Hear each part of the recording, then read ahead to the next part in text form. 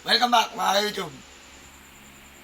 Ang topic muna natin ngayon ay Repairman Series. Kasi, bakit Repairman Series?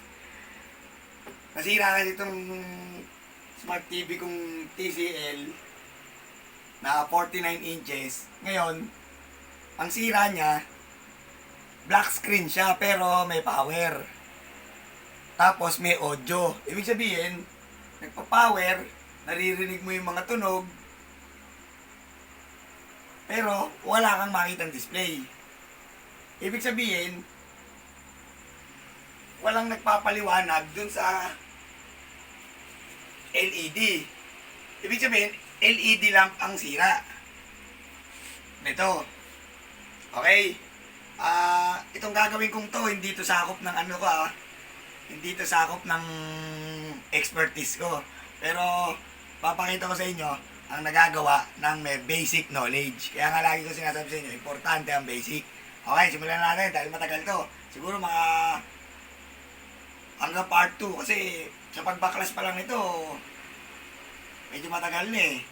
Sigurado yun, pero sana panoorin nyo hanggang dulo. Okay. Tanggal ko muna yung power cord niya. Tapos, aangat ko na siya.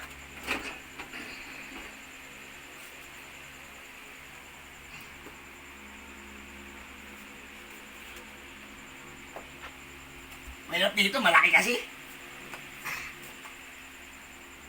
Yan. Okay, baklasin ko muna. Tanggalin ko muna tong bracket ng ng pang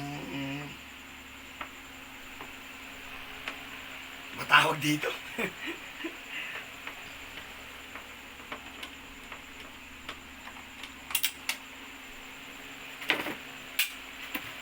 Pang bravo sa bracket. Kasi hindi nga ito sakop ng expertise ko. Pero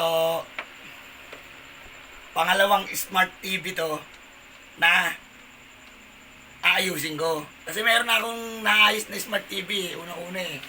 Yung smart TV ng father ko doon sa bahay. Mas malaki yung 55 inches yun eh. Pahirapan talaga pagbaklas noon dahil nakakatakot eh. Ang laki eh. Tapos mamaya mabali, mabasag yung LCD. Pero dahil nga may basic knowledge, naayos ko. Okay.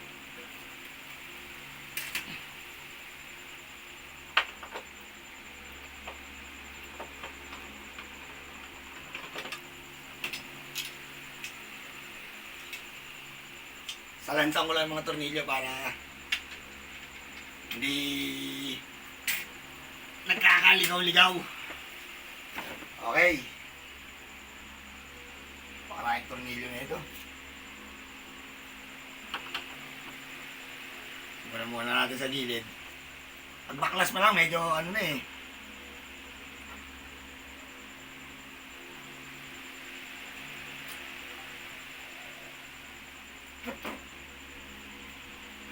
Maliliit yung iba.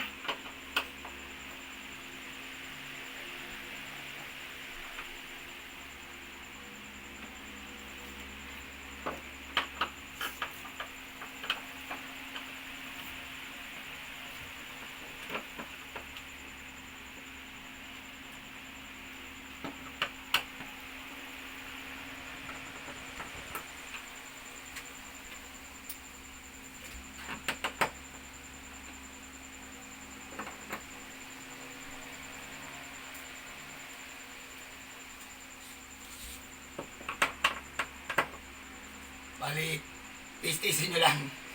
Wala mo nang wala muna tayong ganong salita. Puro baklas lang muna kasi ito. Saka ayaw ng ibang viewer yung ano eh. Puro daldal daw ako. Alam mo naman, gusto nila direct to the point agad.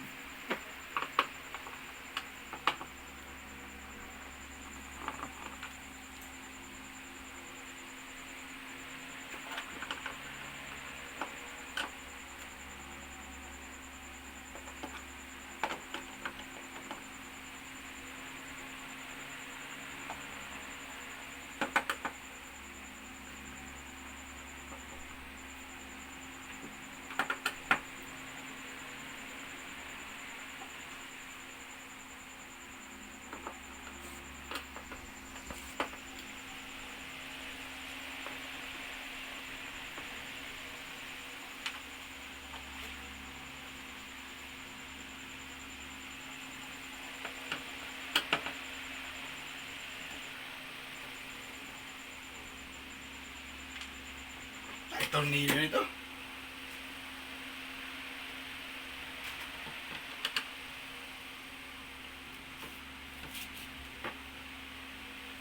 Okay, nabaklas ko yung puro dito pa lang. Yung sa frame, hindi pa. Kasi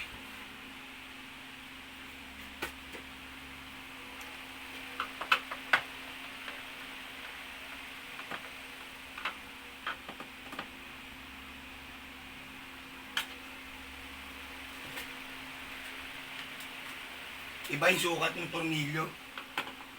Ibang screw ang gagamitin mo doon.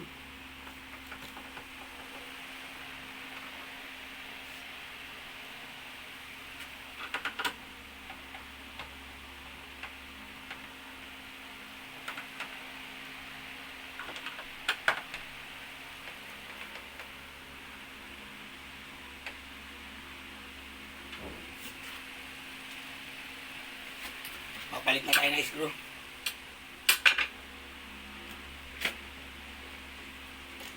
Gamit na ako ng right ko. Bagong gupit kasi yung ano. Kaya ang sakit.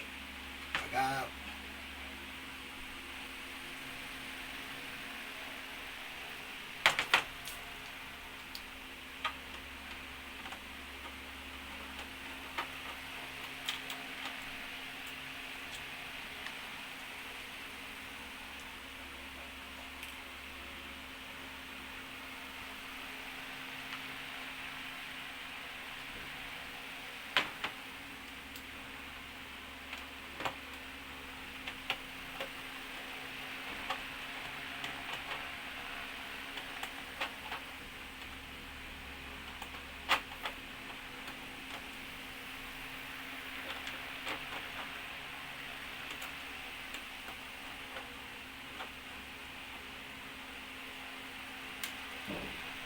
maliit yung dalawa kaya iniwalay ko. Mamaya kasi marambol yung mga tornilyo. Mahirap na yung pag nagbaklas ka tapos nagbalik ka, kulang yung tornilyo o kaya sobra. Iniiwasan natin yung ganun. Ito puro maliliit na itong nasa gilid.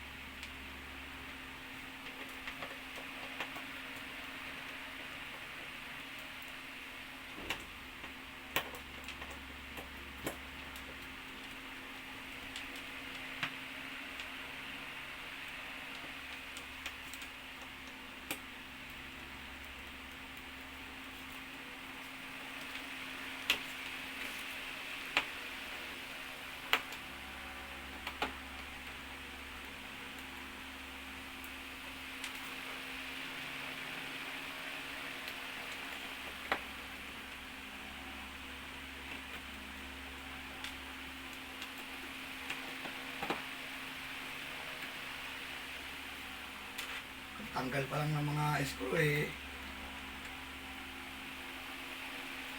Ilang minuto na, naabot. Napakarami kasi yung screw.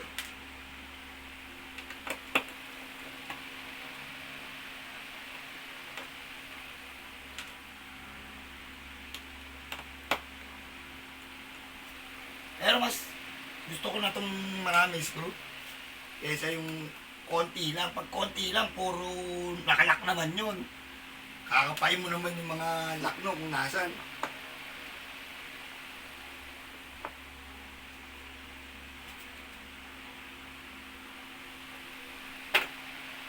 Okay. Bale, itong lahat ng to, sa panggilid to, sa frame.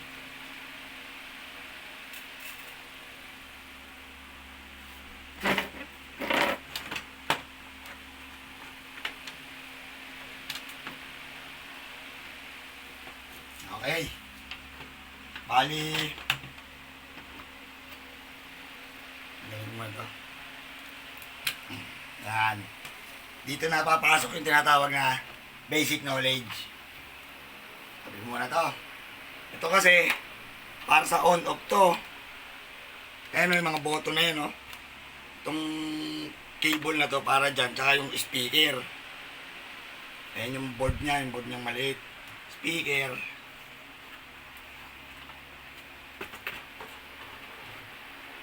Ngayon, ito yung pinaka motherboard ng Smart TV. Ito, power supply. Ito yung pinaka power supply niya. Alternating power cord eh. Kaya ito yung power supply. Talagang ito yung power supply. Ngayon, bibigyan niya ng supply yung motherboard. Ito yung pinaka motherboard. May motherboard din ng mga Smart TV. Tapos flex.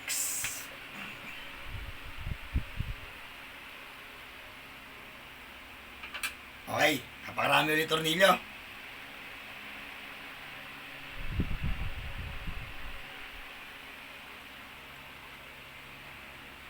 Baklasan ulit. Ito muna.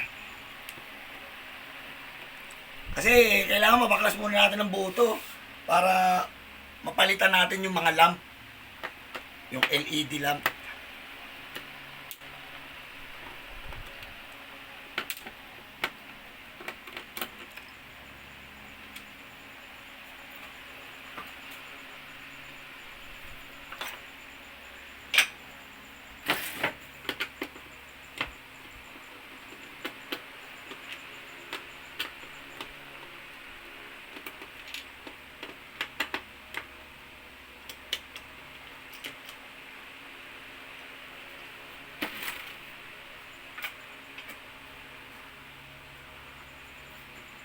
Lagay ko ng tornilyo para hindi nakakalito pag ano na nagbalik. Napakaraming tornilyong na kailangan ibalik eh.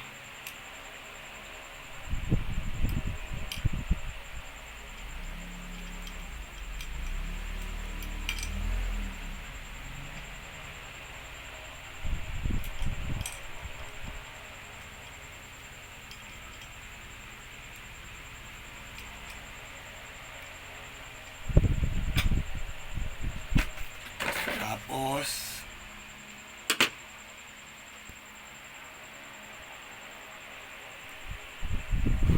kailangan baklasin talaga lahat to.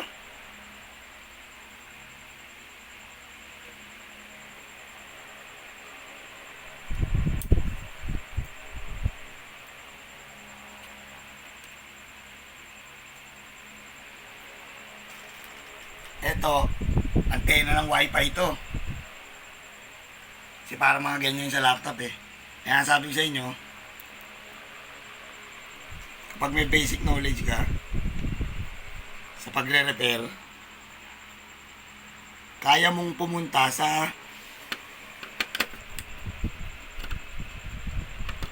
ibang kategory kahit hindi sakop ng expertise mo, basta't may kinalaman sa repair. Baga kahit pa paano may nalalaman ka basic knowledge.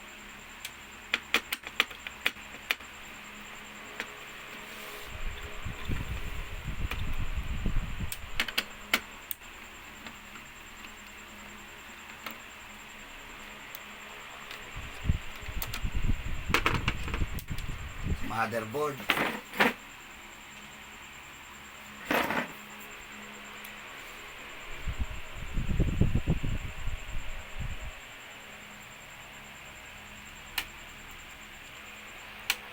Ito ano?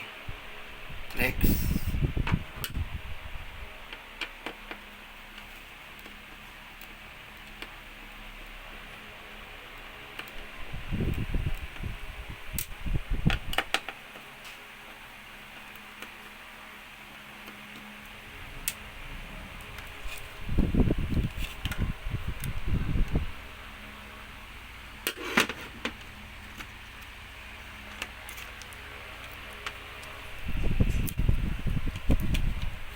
Yan.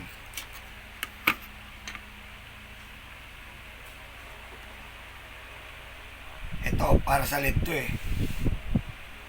Ito papuntang mainboard. Dito tayo sa power supply mo ng baklas yan. Dito. Tapos, power supply na.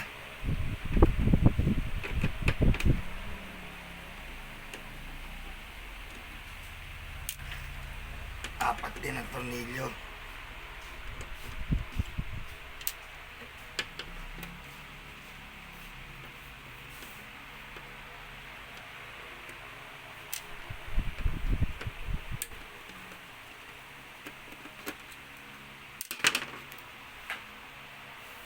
Okay.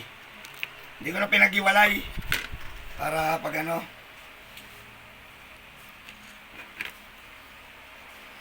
Lapag ko na lang muna sa lapag.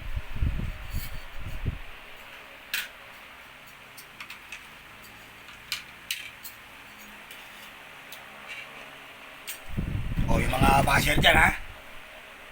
O sabihin kung saan ko nilalapag yung pyesa. Ano no? Alapag lang natin dyan ha.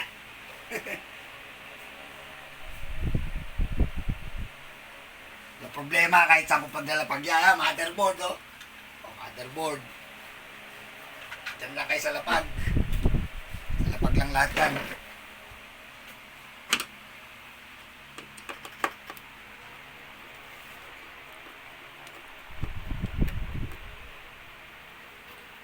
Dito.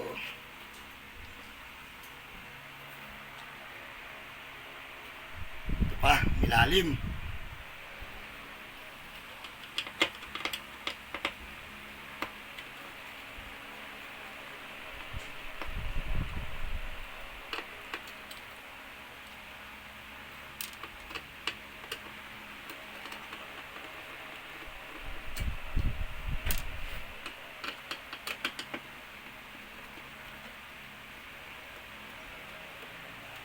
Pakaraing tornilyo, no?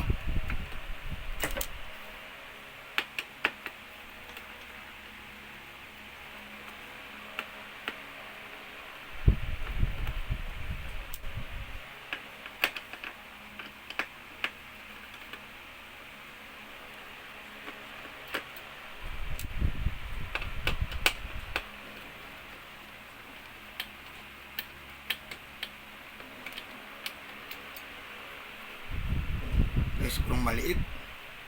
Itim naman. 6.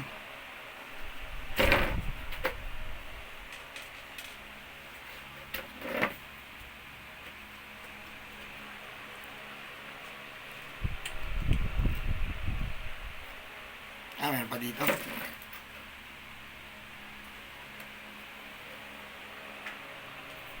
Maliit.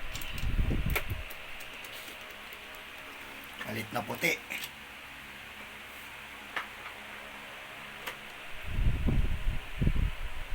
Ito na mga itim.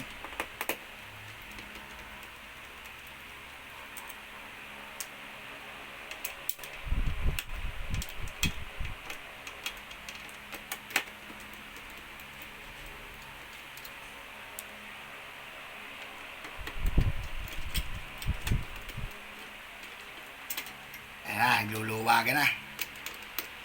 Ibig sabihin, kakalasan na siya.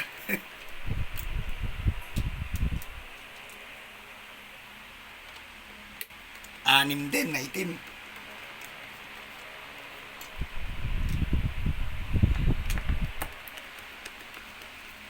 Yung mga palatandaan ng tornilyo ha. Tulad ng mga yun oh. Mga araw na ganyan. Mga palatandaan yun eh.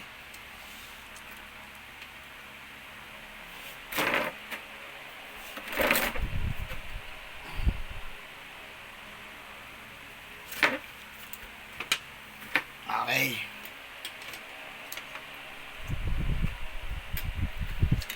Yan. Para hindi magkakamali. Yan. Ngayon, ito na medyo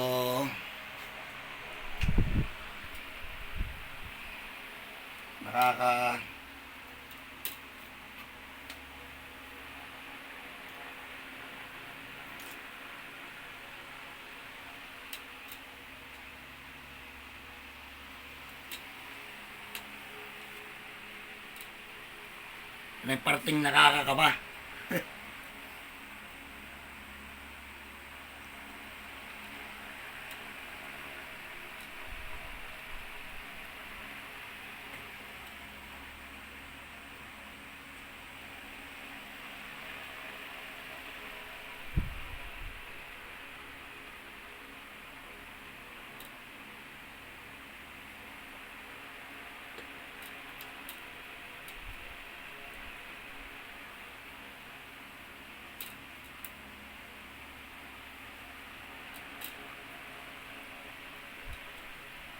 Yan, may lock pala dito. Yan. Ano na to? Sa LCD na to eh. Pala yung mga lock. Yan.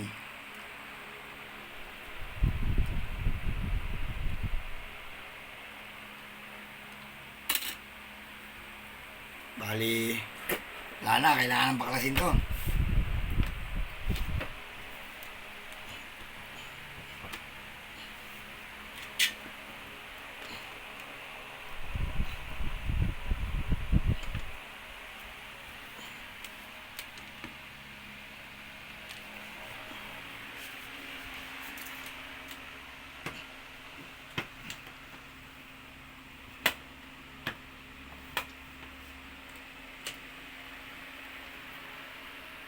Ito muna. Ayan.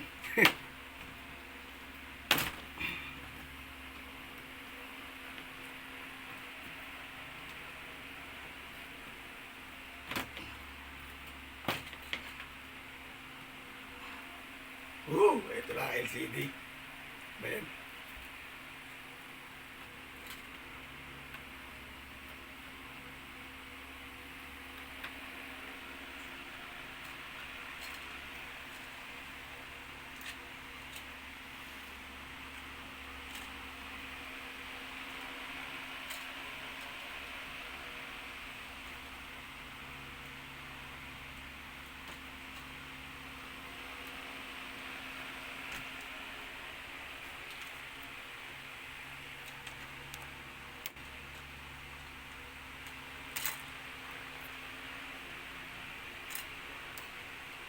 Nakakatakot sa malalaking ano.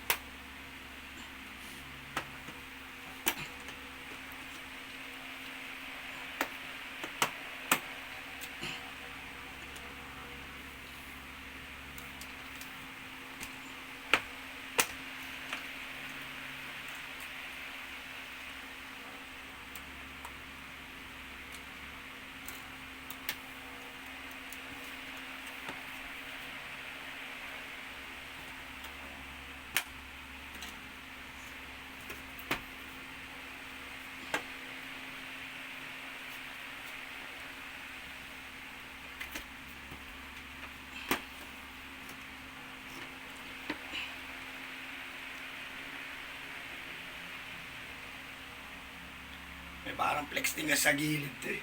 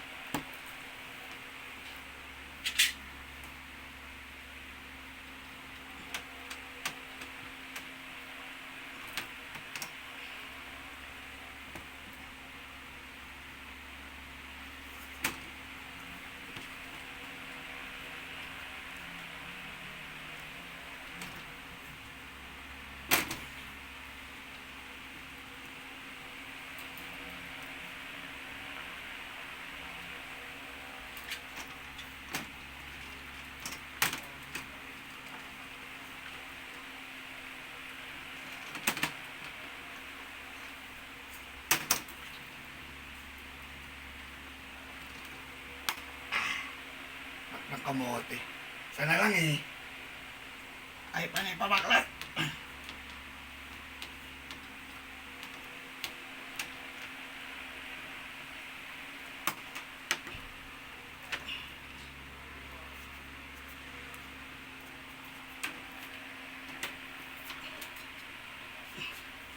Ay, ganito.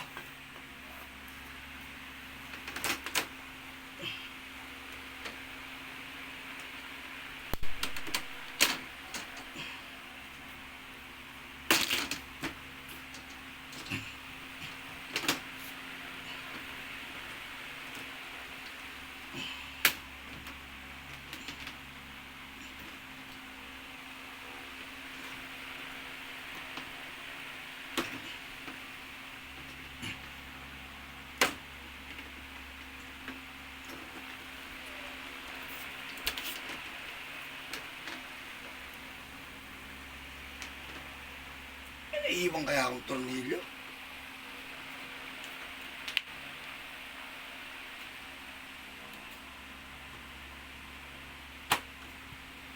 Meron nga. Nakamote. Kaya ayaw bumitaw. Papaypayarso ko pa. Meron ko palang isang tornilyo. Hirap na malabo na mata.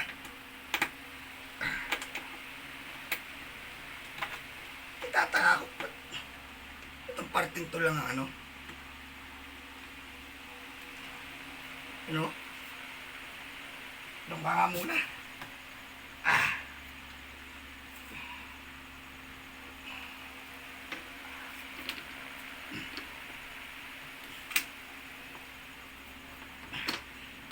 Okay. Tanggal ang frame.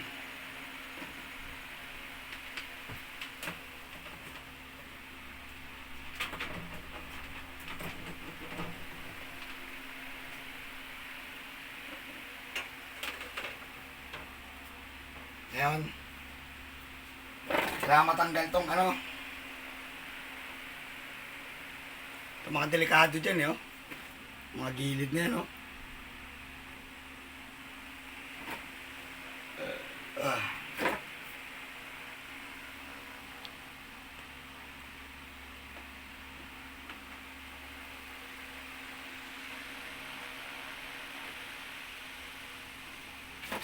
Okay. Hanggang dito lang muna. Part 2 na lang natin kasunod. Medyo... Pero, dito ako magsisimula sa part 2. Itong parting to. Medyo... Pahinga na ako konti. Okay. This is Jenny. Signing out.